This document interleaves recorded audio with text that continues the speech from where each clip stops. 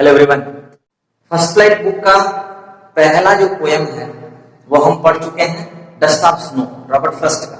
और Robert Frost का ही दूसरा पोएम हम फिर पढ़ने जा रहे हैं, जिसका नाम है fire and ice. Fire and ice, written by, composed by Robert Frost. वही रॉबर्ट फ्रॉस्ट जिन्होंने डस्ट ऑफ स्नो भी कंपोज किया था।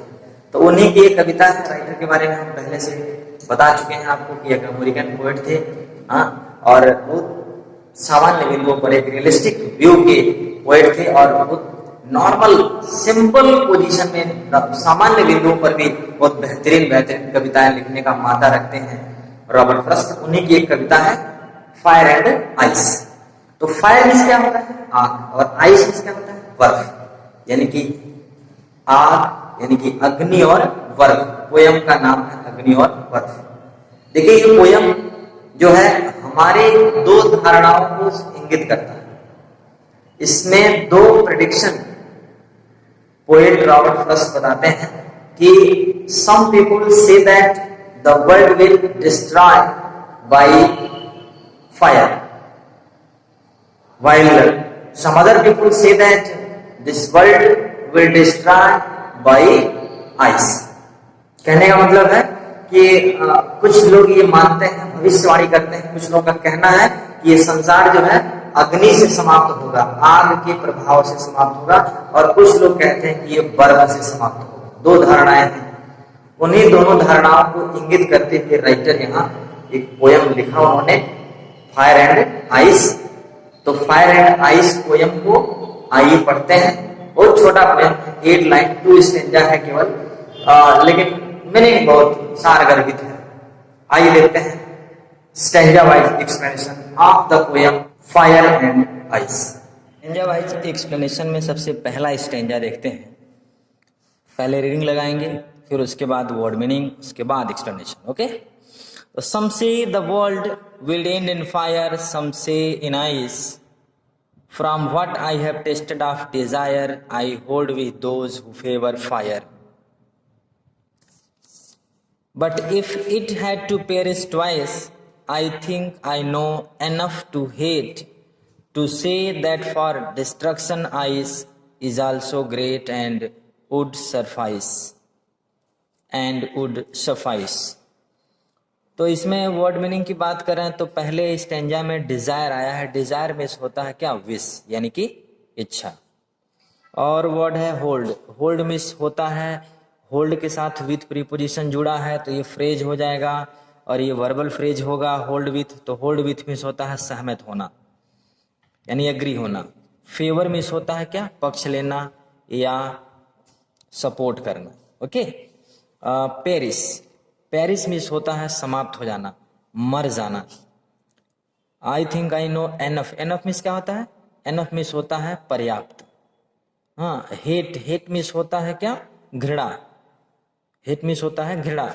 और डिस्ट्रक्शन, डिस्ट्रक्शन मिस होता है लॉस, यानी कि क्षति, नुकसान, विनाश कहें तो बेहतर होगा। आइस मिस हम जानते हैं बर्फ होता है। और सफाइस, सफाइस मिस जो होता है सफिशिएंट का ही वर्ड है ये, सफिशिएंट से ही, सफिशिएंट जो है सफाइस से ही बना है। तो सफाइस मिस होता है पर्याप्त होना, वर्ब है। ओके? तो आइए अब इसका अर्थ देखते हैं। पोएट रॉबर्ट फ्रॉस्ट कहते हैं कि some say the world will end in fire, some say in ice.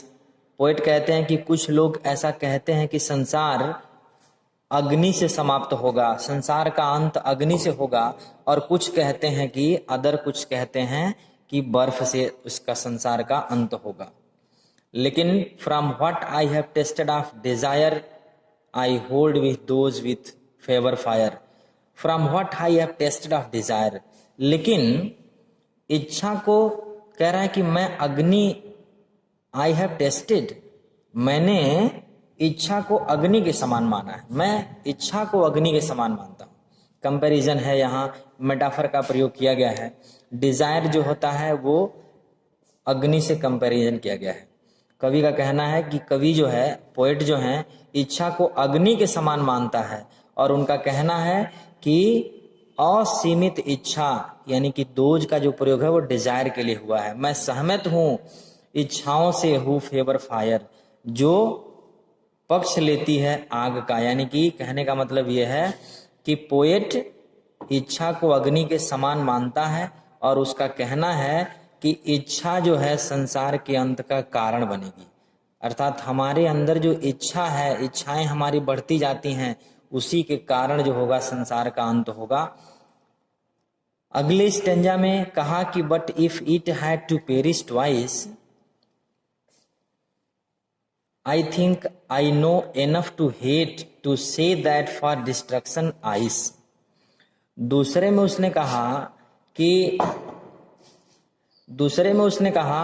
कि लेकिन it had to perish twice, लेकिन यह दोबारा इसका अंत होगा।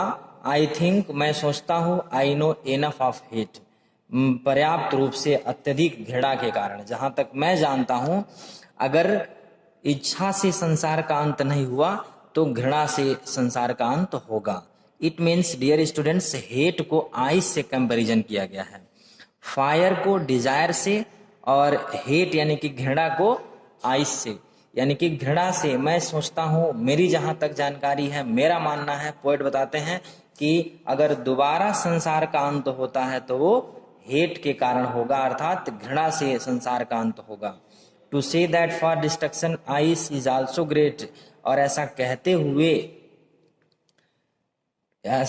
हुए कि फॉर डिस्ट्रक्शन, विनाश के लिए, ice is also great, ice भी पर्याप्त है। अर्थात आइस का मतलब क्या हुआ, हेट, एंड वुड सफाइस, और पर्याप्त है। कहने का मतलब है कि घृणा जो बर्फ का प्रतीक है वह भी संसार के लिए उतना ही हानिकारक है जितना कि डिजायर, यानी कि पहले स्टेंजा में इच्छा थी। तो इच्छा के तरह घृणा भी संसार को नष्ट कर सकती है। तो डियर स्टूडेंट्स, इस तरह से फायर एंड आइस, फायर का मतलब होता है आग जो कि इच्छा है, इच्छा का प्रतीक है, और आइस मतलब होता है बर्फ जो कि घृणा का प्रतीक है। तो ये दो चीजें संसार को नष्ट करेंगी, संसार में मानवता को समाप्त करने में अहम रोल निभाएंगी आने वाले समय में। डिजायर और हेट यानी इच्छा और घृणा, अत्यधिक इच्छा, तीव्र इच्छा और घृणा, ये दोनों ही चीजें संसार को नष्ट करने के लिए पर्याप्त होंगी। तो इस तरह से ये छोटी सी कविता में हम क्या कह सकते हैं कि the more you try to satisfy them the more they grow, there is no end to it. Okay.